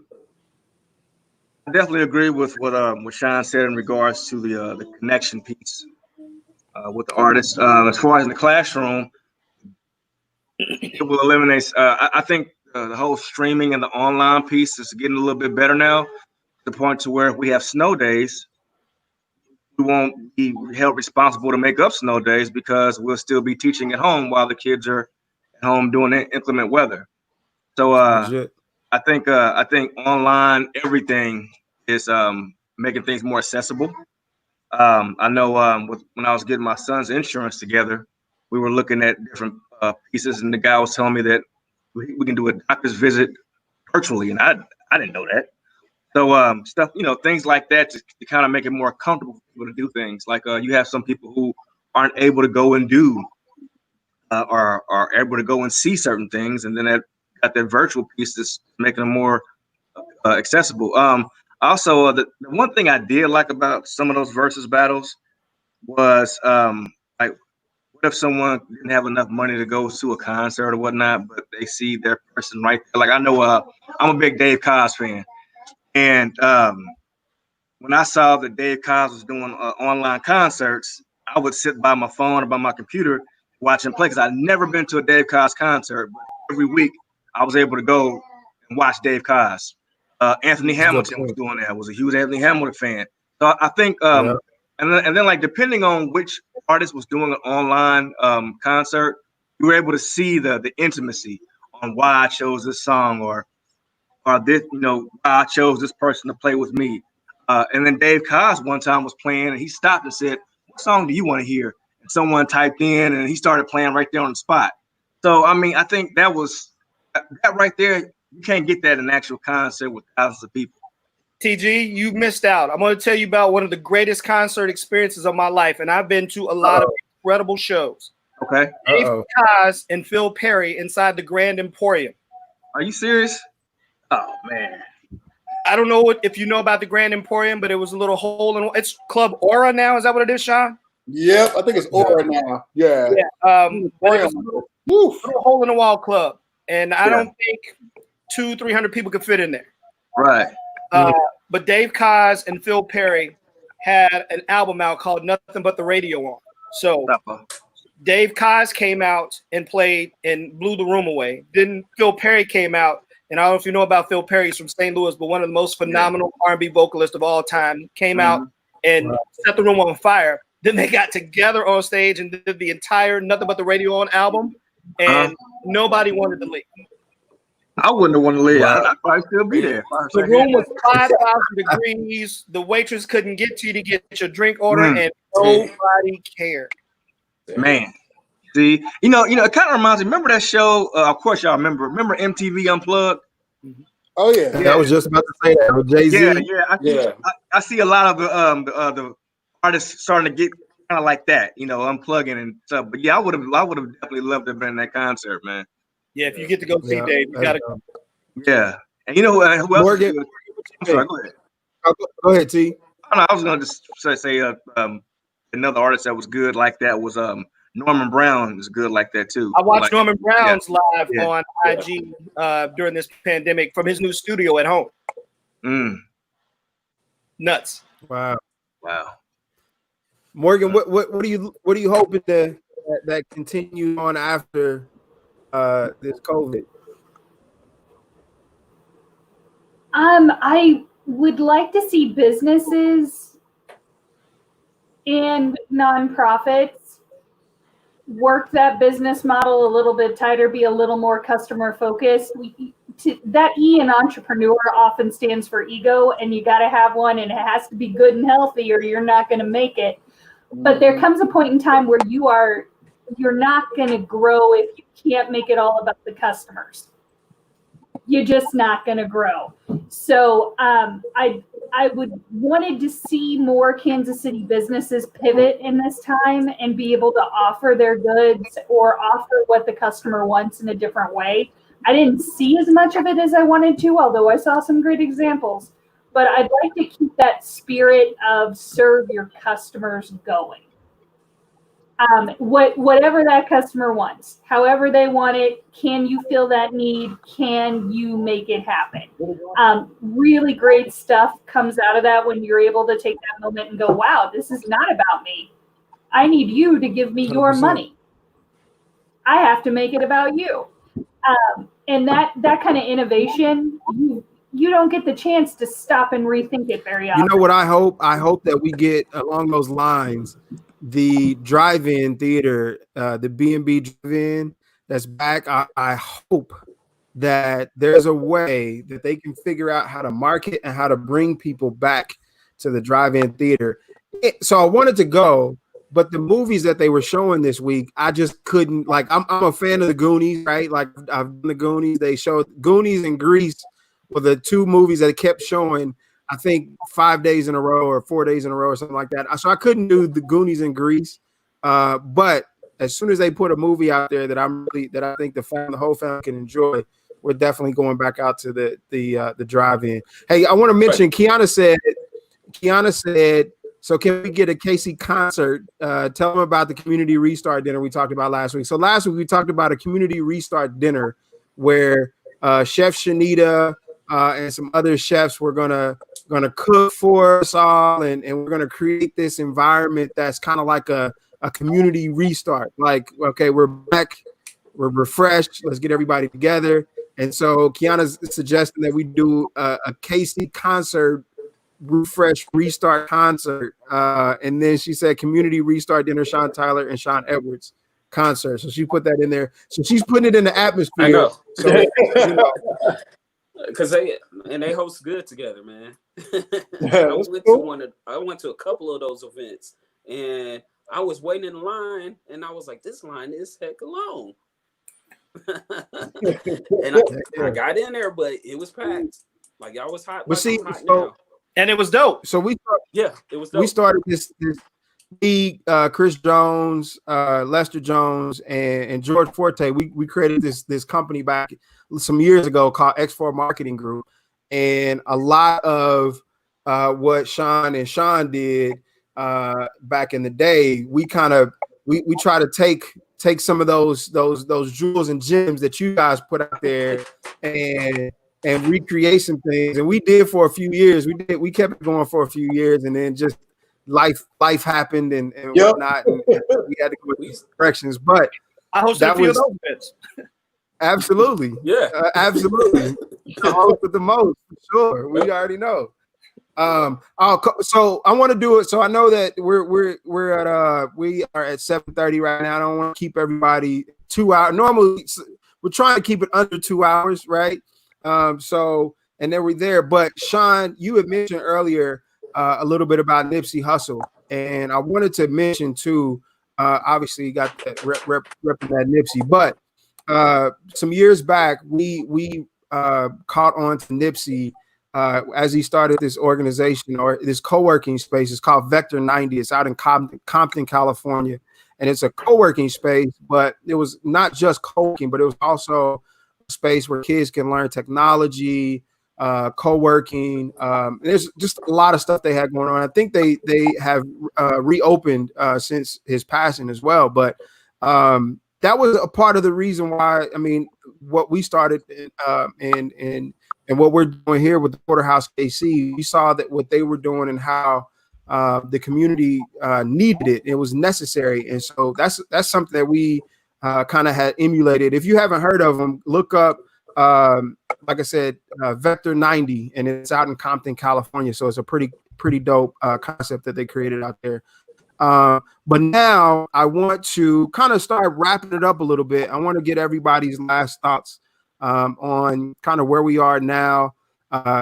Shawn Edwards, if you want to tap in as it relates to the movie, Shawn Tyler as it relates to music, Morgan as it relates to the library system, TG, community advocacy, because you really didn't talk too much about that, but I know that that's something heavy that you deal with too. So what's some last thoughts?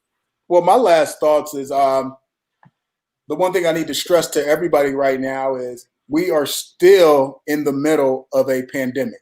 So you have to keep that in mind. I know you've been seeing people out protesting and you've been encouraged by certain politicians to open up and get back to normal, but we're still under a pandemic. So the future of the film industry is still up in the air because the pandemic has not ended. I don't know what's going to happen. LA is still shut down. The future of film is at a free fall right now. I feel bad that so many people are out of work, but hopefully things will rebound. But I definitely believe the future is going to be streaming. And when things do open up, it's going to be the best time ever for young future filmmakers to jump into the game because they're going to need content, and more content. Those are my thoughts. Dope. I honestly don't know. No one knows because it hasn't ended yet. Yeah, and True. Like I said, the way venues are talking and they're waiting on some benchmark cities or countries because in Europe, the thing was festivals, and we're talking hundreds of thousands of people. That might be gone forever. So it's music industry is going to be a different place. It all depends. It's going to be the YouTube and the streaming platforms. And live concerts, as we know it, might happen on your laptop and your phone, or you know, streaming direct to your television. I don't know the way this is going, if they'll ever get back to a space where we can be in concert venues. And then again, with so many venues around the country shut down permanently, it's going to be a struggle. Yeah, and people don't understand, when you have a big venue like the Sprint Center that's been shut down now for almost 3 months, man, you're missing out on not only the inability for people to work and earn a living, but you're missing out on a ton of tax revenue. So for all you lovers of the arts and all you lovers of culture, because of the pandemic, all of those programs are getting slashed next year. There's not a chance in hell they're going to get funded. So, you know, the future of filmmaking in Kansas City is definitely going to be gone. They're not going to be able to keep the film office open. You know, you're not going to be able to have all these arts programs because cities and states are predominantly spending most of their money on unemployment and other things, and there's no revenue coming in right now. And you're talking about a venue that was one of the top 5 in the country, so it generated millions in tax revenue for the Kansas City area. And with that tax money gone, they're going to look to make up that deficit, and taxpayers are going to get hit. And again, it's going to lead us to the polls, people. So remember, get registered, get out and vote, and just, man. Have you ever looked at your ticket stub when you buy a concert ticket to Sprint Center to see how much money the city gets off of that? Right. It's all gone. Like every missed show is that gone times 18,000. Like, I don't know. And then they missed basketball season and the tournaments, and yeah. Tell you what you think, man. When I look at this pandemic, it just kind of enlarges what I said earlier about how we are under attack, and it's sad that the powers that be is using this COVID-19 to make this pandemic a scandemic. Because the billionaires made over $400 some odd billion during this whole time while we were struggling, unemployed. Like Shawn Tyler said, the voice needs to be heard. Speak up. We need to go to those polls. We need to vote, because the way this whole thing was handled was hellacious. Every day you looked on television to get these reports, it wasn't matching. It wasn't congruent. I mean, it was a blank show. It was horrible. It was a cluster. And people who are getting attacked the worst through all this is the individuals that are representative on the string. You know, the common man, the common woman. We are struggling while they're getting rich off of our demise. And we need to speak up for each other, and definitely speak up for our brothers and sisters who aren't able to speak, and get out there in these streets, pound the pavement, and get to these polls and vote these individuals out, and put people that have our values, people that have our best interests at heart in these offices. I know a lot of people are really applauding Governor Cuomo, Mayor Quentin Lucas, Brandon Ellington, all of these local leaders here, and also outside of the mayor of Atlanta. More people like those individuals up here who actually have the people in mind in their heart. Matter of fact, they are the people, not some fat cat making money. So we need to get out there and make it happen, because as I'm speaking now, I'm hearing my little one in there having a conversation with his ice cream. We got to get out there. We got to get out there and fight, because our time is going to be gone, and it's going to be for them. We got to build this world better for our little ones. And if Sean Combs never says anything else on this earth, he said it best: vote or die. Exactly. True. Exactly. Or the vote. And you're the most important person, my man TG, on this panel, man. You're an educator. It's all in your hands. Yeah. Man. You know what? And I feel it. I feel it every day. Someone asked me, they said, "Can you describe what it's like being a teacher?" I said, it's like having a Superman job, but I got Spider-Man powers. But at the end of the day, I still got to save it. Yep. And that's how it is. That's how it 100%. is.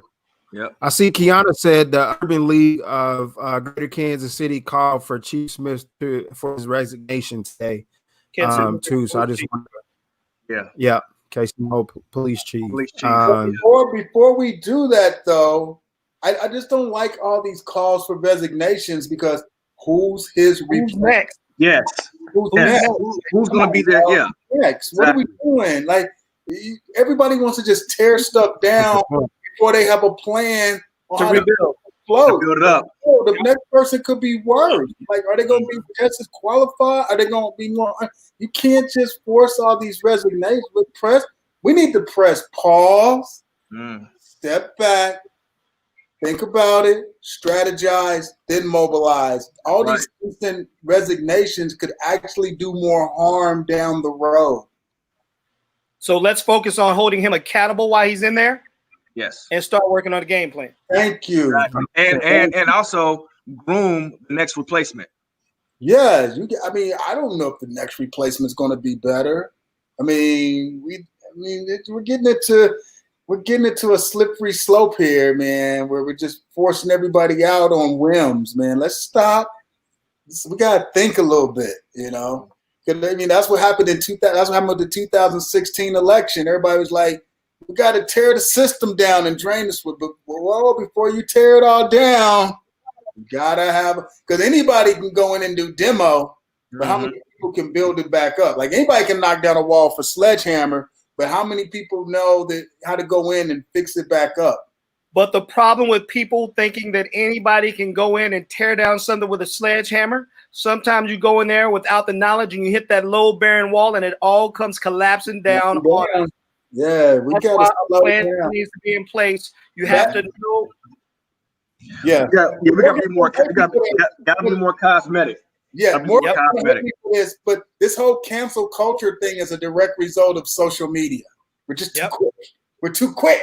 You can't be social media quick with everything. This country is one of the youngest on planet Earth, and we tear down some of the most historic facilities, and they're gone. When other countries, they make sure that those facilities stand so that we understand where we came from. And we all know the phrase, we got to know where we've been to know where we're going. And I know that NAACP is primarily behind this. I'm not a fan of the NAACP, but that's another show. And I would take that down with anybody. NAACP. Hey, Shawn, if you would like to, I want to invite you on my show to talk about that. There you go. There you go. Shut up. Yeah. The NAACP needs to shut up. They jumping in on this call. Like, no. Push pause NAACP and step back, sit down, and relax. I saw a post from Mayor Quentin Lucas the other day that said that they talked to the police, they talked to some of the protesters, and they talked to some community leaders. I'm like, whoa, community leaders, who are these people? Because I don't like anybody just saying they speak for me. No. And we always wait for someone to stand up for us as a whole instead of standing up for ourselves, and it puts us in a deeper, darker hole than we were beforehand. And we got all these so-called leaders that are supposed to be for us, but they know that these, like we talked about before, these laws are on the books. Get them off the books and we'll start from there. You know they're there and they continue to be a source of the problem. There's a vagrancy law in the state of Missouri that states from the 1800s that if you don't have at least $1 in your pocket, you can be arrested for vagrancy laws. And we all know that now it's the age of plastic. So if you don't have $1 in your pocket and the police say choose to go through the hood and snatch people up off the street because they don't have $1 in their pocket, it can be done. Get the law off the books. Yeah. Some states got lynchings. I don't want to expand the show. I'm sorry. I just this whole cancel culture thing just rubs me the wrong way. Because people don't think it out. It's too quick. Everybody's so fast. Everybody want to be Carl Lewis. I know I just dated myself, but whatever. You say both. Yeah. Shit, there. Yeah. Carl Lewis is cool, man. Carl Lewis is fly. Y'all have some good questions. I know. Morgan, what you think? I know we've been going.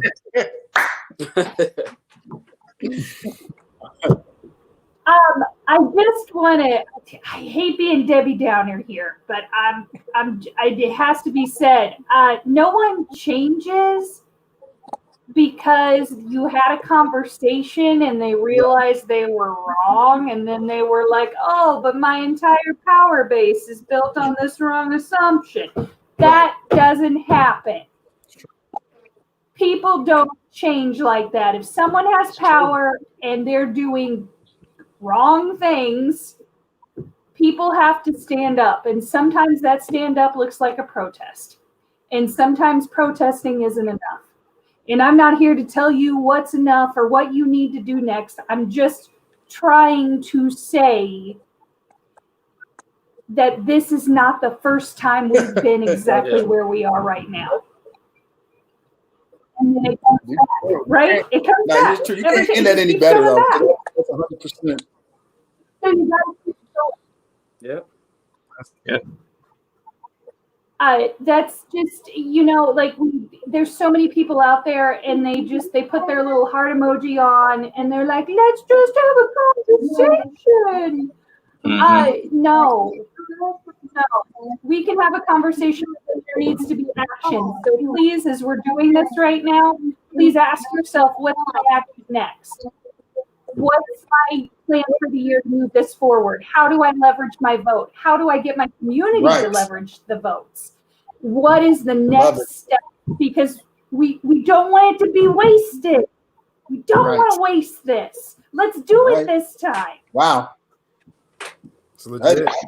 I'm everything else. Thank you for coming. Good night. Yeah, I'm down with that. Mic drop. I'm down with that.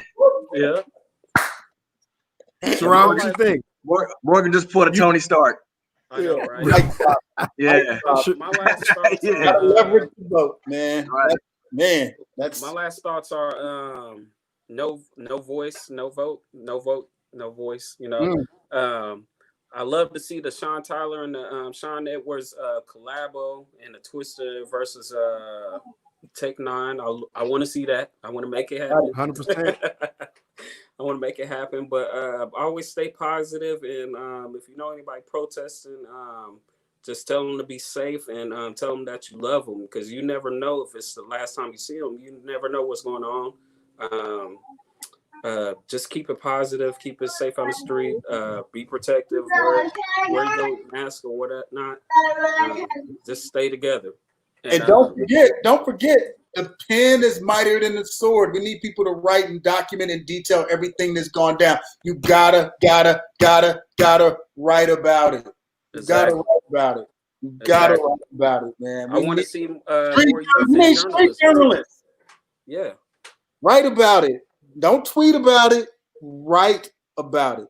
Just like I know Kiana's doing.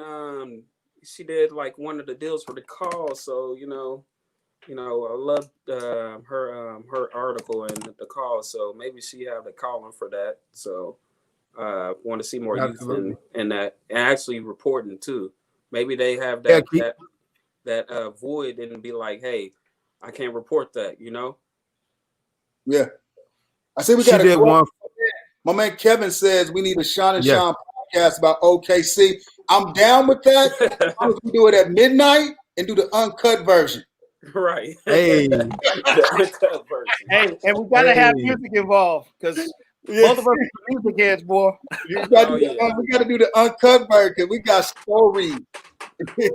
I'm letting that breathe. I'm gonna keep that comment up a little bit, and I'm letting that breathe a little bit because I think that's necessary, man. I think that's necessary.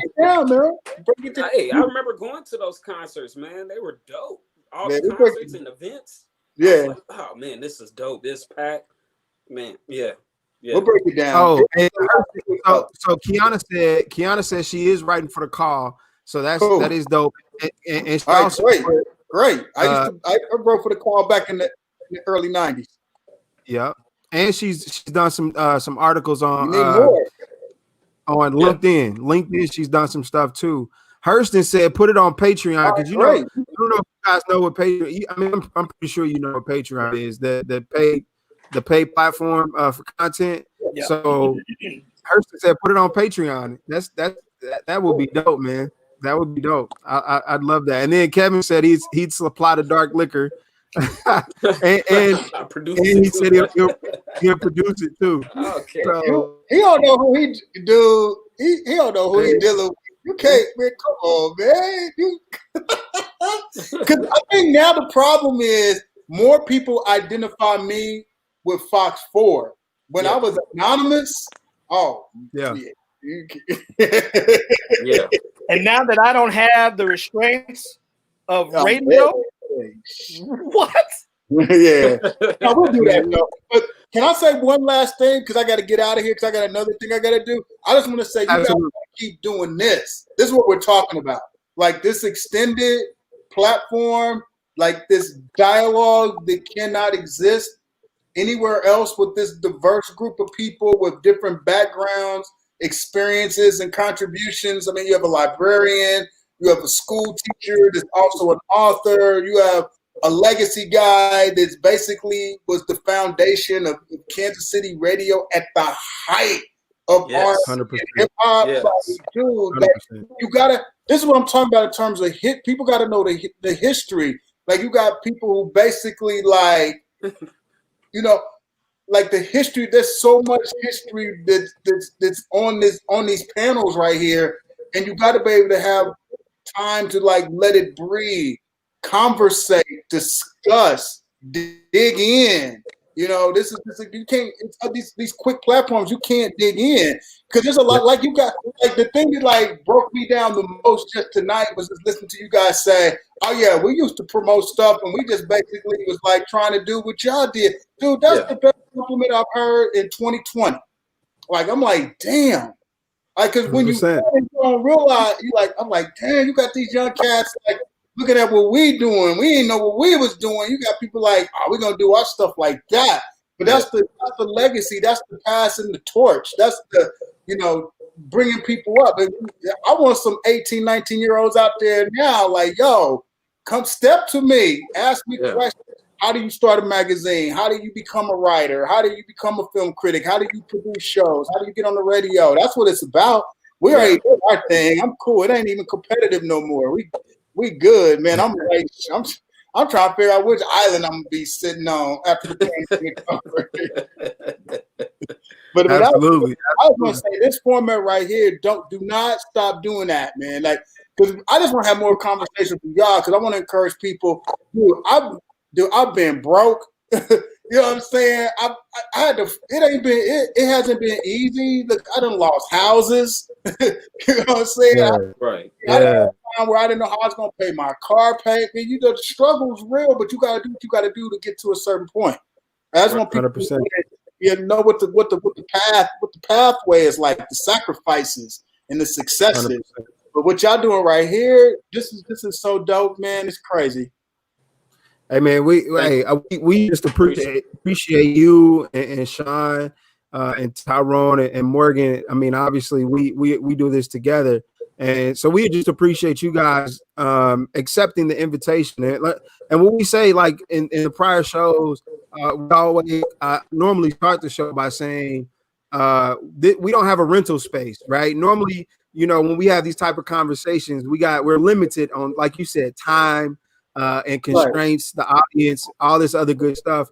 Right now, we're it's an open platform, and we like having these open dialogues and not having too much structure behind. Like we put structure, but not, you know, it's loose. You know, we because we want to have that conversation. We want it to be organic, and so we try to put people together that we know that either have history together or just we know will vibe together. And we actually think about these things, right? We don't just say, all right, let's throw some names on the board and let's put these people together. Nah, I mean, it's intention behind everything that we do. So we just appreciate you guys accepting the invitation to come and be open to share. Whatever support y'all need, man, let me know. Make the podcast happen. Hey, that podcast, hey, we got a designer. Hurst said he's gonna design the branding for it. Kevin's got the brown liquor for it, and he said he's gonna produce it. Dude, I ain't doing that. LA shut down, man. I'm not doing nothing. Hey, whatever. Hey, and the Music and More Foundation got a podcast studio.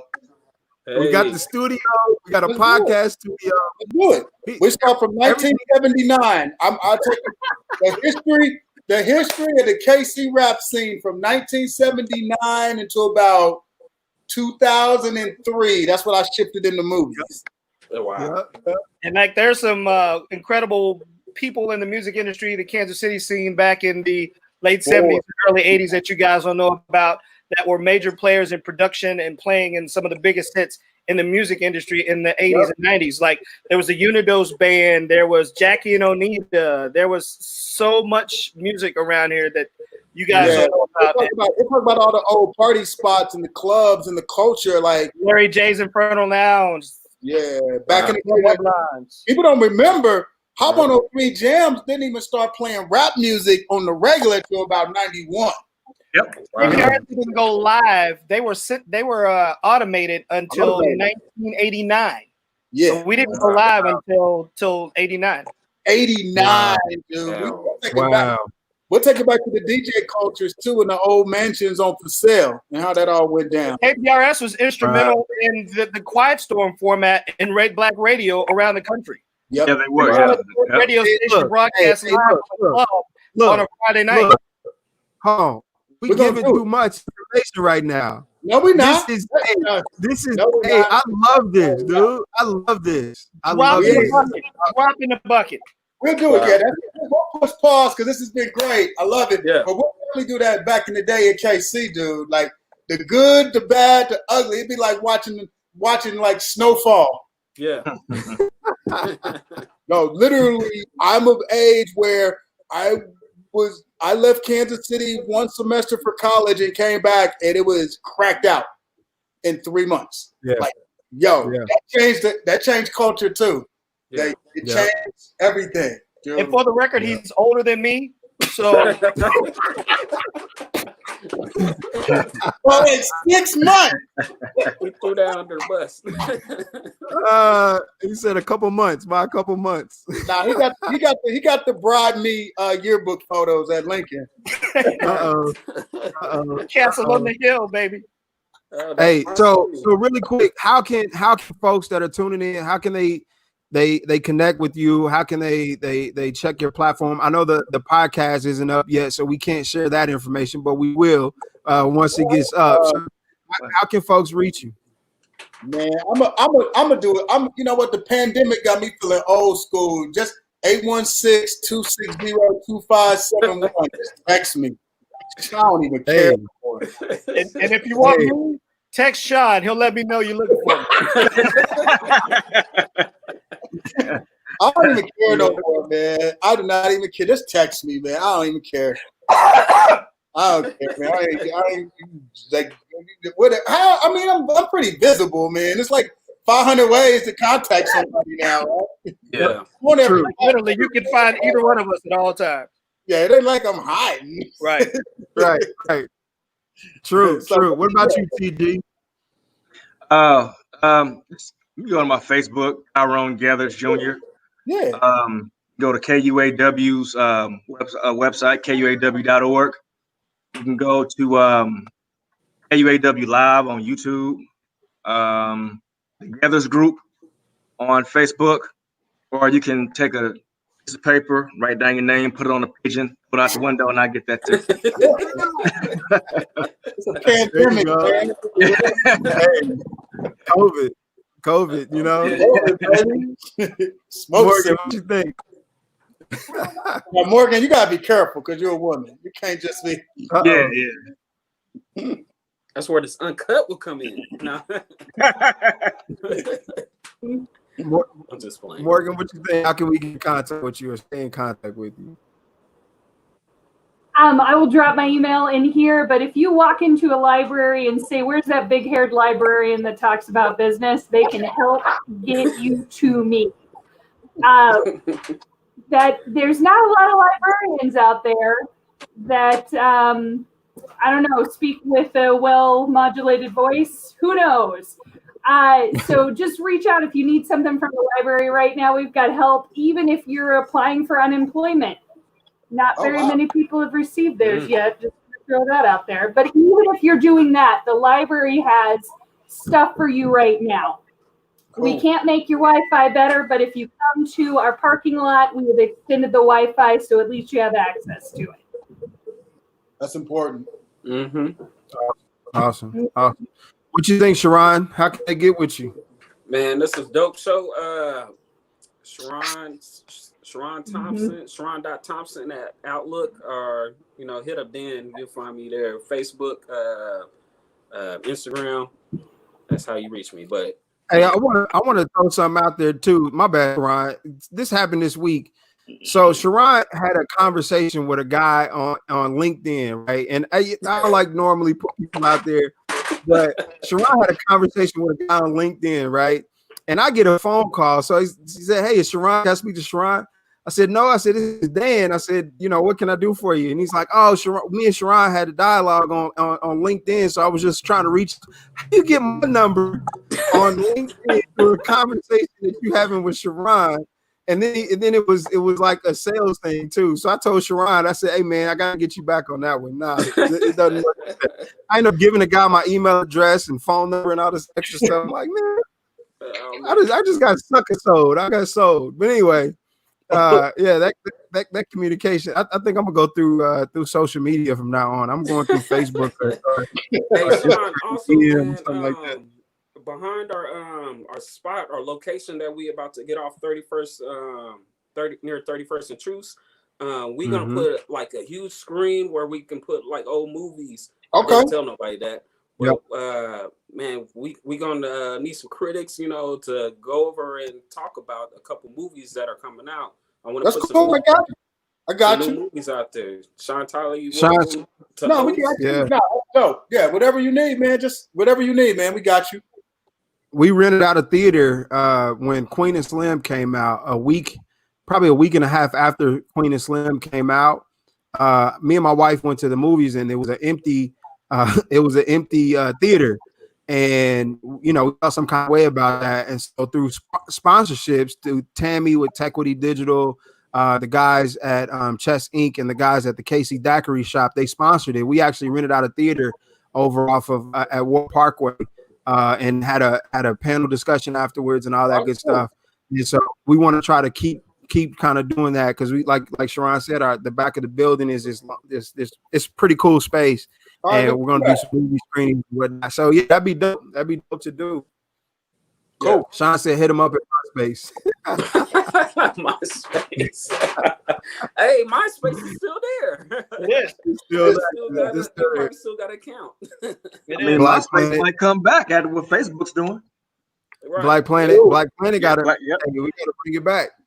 And it's owned by Justin Timberlake. Yep. Who owns BlackPlanet.com? Oh wow. Wow. Oh wow. What's that I pimp didn't know that that. hangs out with Ice with Snoop Dogg? The what? Oh, The pimp that hangs out with Snoop Dogg. Don Juan. Don Juan. That's who owns Black Planet now.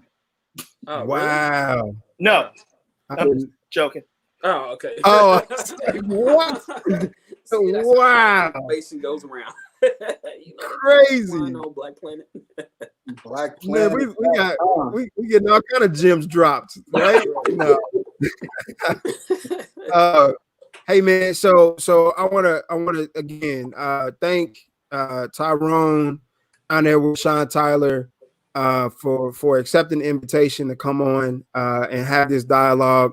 We so appreciate it, man. I mean, it's necessary. I mean, we talked about a lot of stuff from top to bottom.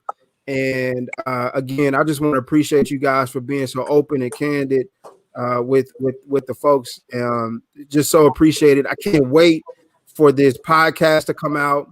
Oh man, because I think when we talk about one of the best podcasts is out, I think we've already witnessed a piece of that tonight, and how dope it would be. So hopefully we actually do something like that, because I think that would be phenomenal. Again, yeah, we on here. I'll never say nothing I ain't gonna do. We're gonna do that one. I've been dying to like document that for the longest. I need to be out there in them streets. Yeah, need a book. It's been a minute since we worked together, so yeah. I used to be out there in them streets, man. I was partying at 13. That's hey, a story. A spot off of Truce. Yeah, true story. True story. All right, guys. So we gonna wrap it up, man. Again, I appreciate you guys. Thank you so much for doing everything that you do. What we normally do is I'm gonna replay this video really quick and kind of take us out. Again, we appreciate everybody that's tuned in. Hurston, Kevin McGinnis, Kiana, the Fales family, Jay Allen, what is it, 2628 Comments, Shanita, Chef Shanita, who else?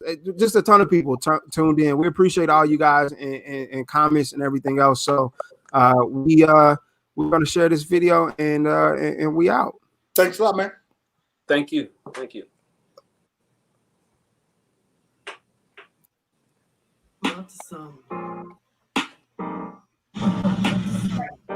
Just getting ready in the morning. Peace out. Going to meet the guys and more. Try to make connections, man. Grow. Congratulations. Wow. Porterhouse KC. You see the shirt? Well, you kind of saw the shirt. Got Shawn.